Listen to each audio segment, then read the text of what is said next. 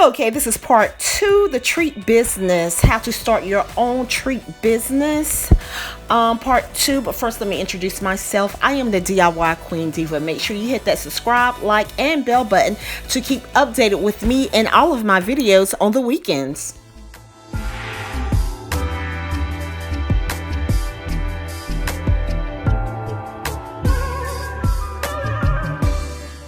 Okay, so getting right into the video, last week I touched down on how to apply for an EIN number, your employer's identification number. Today I am going to discuss part 2. Part 2 will be your legal entities, how to go about getting pretty much everything you need through your Secretary of State, your permits and license, your Register of Deeds office, and infused treats. So those are the 5 things I will touch down on how to go about doing these things, or how to go about applying for your LLC or being a sole proprietor. So the first thing is your legal entity, LLC versus sole proprietorship. So I'm just going to go ahead and keep it all the way real with you. Having an LLC entity will keep you protected better than having a sole proprietorship entity. One reason is if you have someone that's trying to come after you and sue you for any type of reason, they cannot sue you personally. They can't come after you for your personal assets, your money market accounts, your CDs, your savings, your personal checking account. They can't take your house. They can't take your car.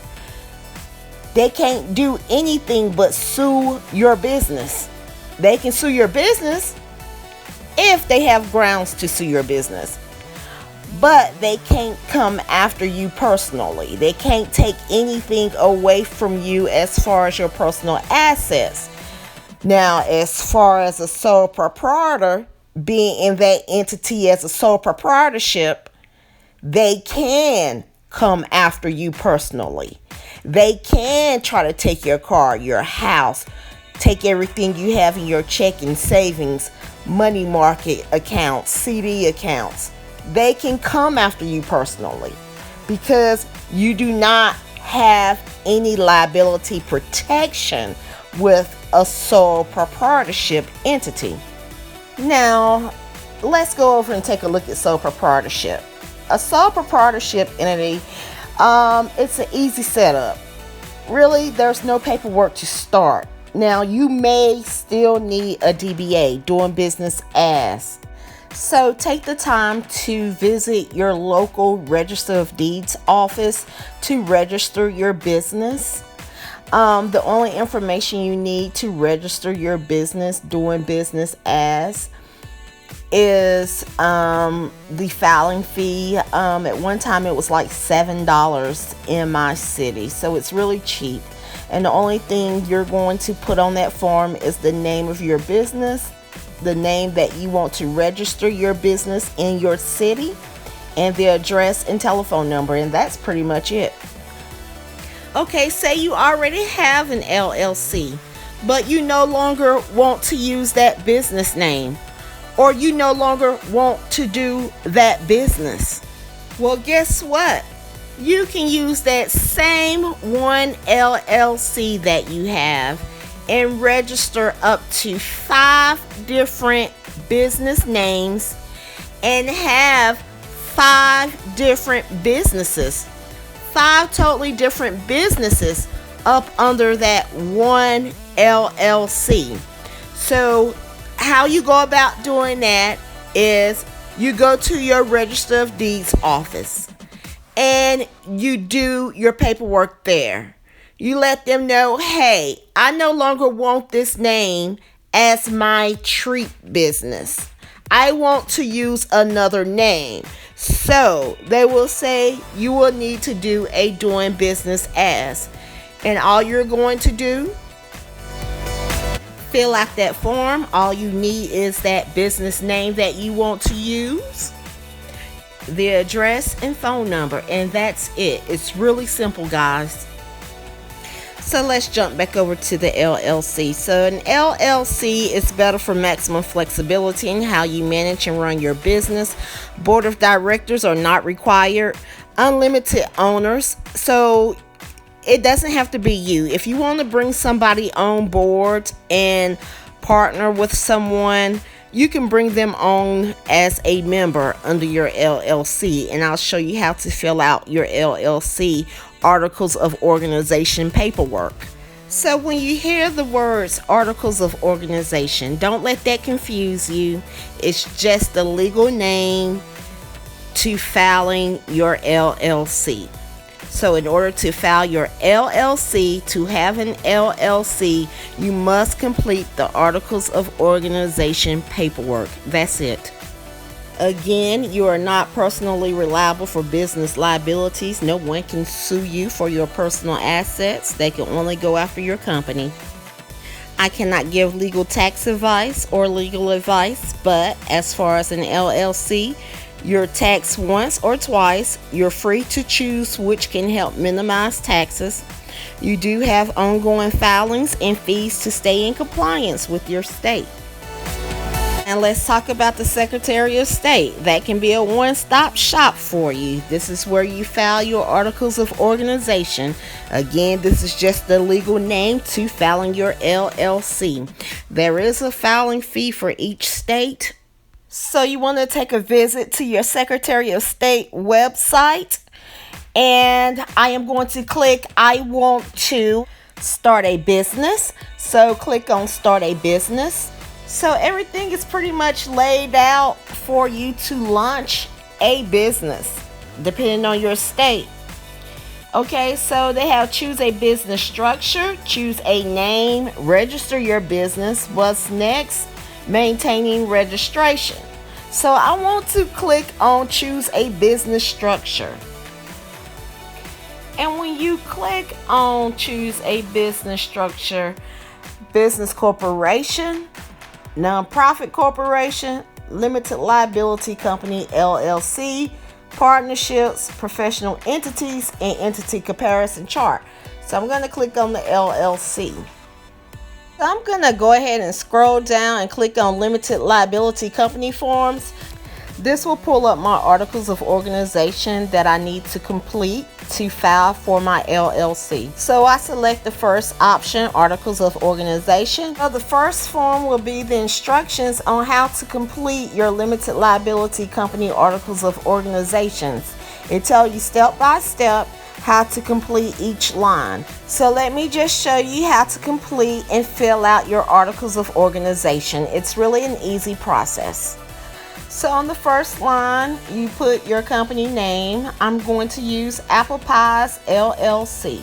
You can use LLC, L.C, however you want to do it. You can also use LTD, limited liability.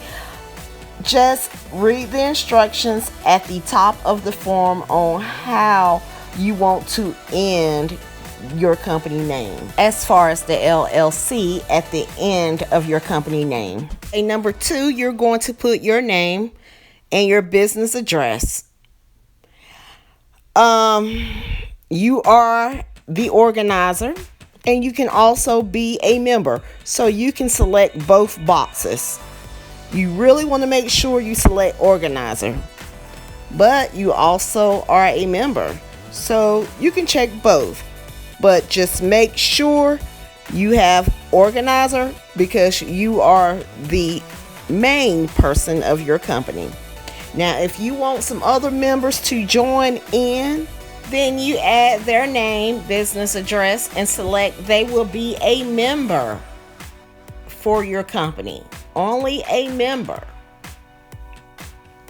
So you can go ahead and add that person's name, John Doe, or whatever his or her name is, and you put their name, their business address, and you select them as a member.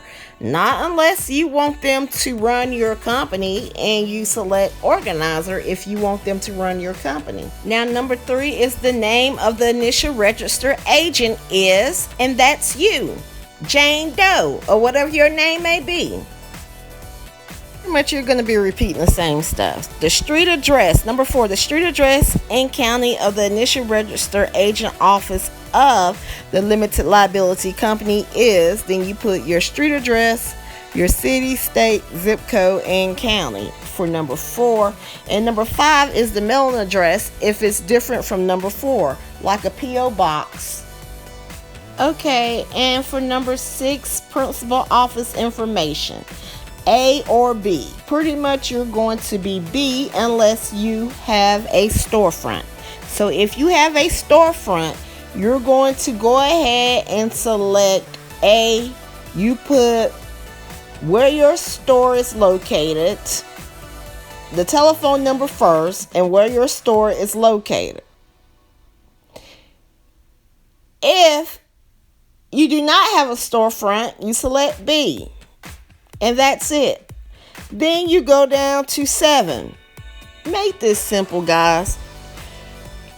Pretty much 99.9% of the time, you do not need to attach anything, but if you read the instructions and you need to attach something, go ahead and attach it. Number 8 and 9 are optional. Go down to 10.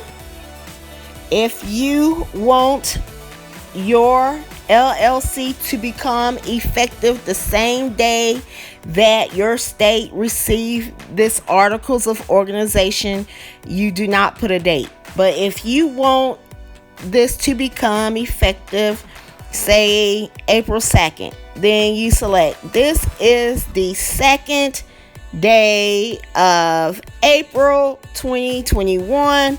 You go over and print your name, sign your name, and put your title. If you have any other members, they will print their name, sign their name, and put their title underneath yours. And then that's it. You attach your U.S. postal money order depending on the fee. It should list the fee at the bottom of the form, which is $125 in my state, $125. So you get a U.S. postal money order and attach that $125 money order or a check. You mail it off to the mailing address that's stated on the form, and that's it. You have your LLC. So you just wait for your state to send a certified copy of your articles of organization for your LLC. Now you can search your state database to make sure your name has not been used by someone else. You need to make sure no one else is using that name before you decide on a name for your company. So make sure, again, you check with your city government or your county government to make sure you have the right permit or license to operate in your city or county. Now you need to check with your state as far as your cottage food law, because in the state of North Carolina, you do not have to have a license to run an in-home bakery, but you do have to submit an application for a home inspection, and they may test your products, and you cannot have any pets in your home. I don't care if those pets come in at nighttime. You are not supposed to have any pets in your home. That's a major violation. So, again, as far as the North Carolina cottage food law, you can go ahead and make baked goods, cookies, cakes, breads, jams, jellies, candies, dried mixes, spices, pickles. But the prohibited foods you cannot make out of your home. And those are anything that you need to, anything that needs to be refrigerated or frozen products, the low acid canned foods, dairy products, seafood products, bottled water. You cannot do that stuff inside your home. However, although you don't need no license, you do have to have a home inspection, and you cannot have any pets in your home. There are labeling requirements. You need to list your ingredients. You know, when you go purchase something from the store, you have the labeling ingredients. You have a list of ingredients. You do need to put all the ingredients that you're using. I will put a template that you can use in my cookie group. So if you are a member in my cookie group on Facebook, you can get that for free. And also, I will be downloading a business plan. So I suggest you guys do a business plan before starting up a business, because a business plan is your foundation. Now let's get on these infused treats. Okay, so you can do infused treats, just make sure you're legal. In order to get legal, just check with your ABC Commission Board to see what it takes to get your license. Now, you can bake all day long and cook all day long with alcohol, but you cannot make infused treats, infused strawberries, infused candy apples, infused cupcakes, things like that without a liquor license. So basically, treat makers are out here setting trends. You have these big stores out here selling chocolate covered Rice Krispies, the chocolate covered pretzel rods, things that we're making by hand. So they're trying to shut the small person like us down by getting the FDA involved. So instead of the FDA is watching social media now. So instead of, hiding what you're doing, just get legal. Reach out to your ABC Commission Board and say, hey, who do I need to contact as far as getting my liquor business license, and this is what I want to do. And I guarantee you, they will point you in the right direction. Okay, guys, so if you have any questions or comments, leave them below. And you guys have a great weekend. And make sure you let your friends and family know about my channel. Subscribe to my channel, like my channel, and share my channel. Bye-bye, Queen Divas.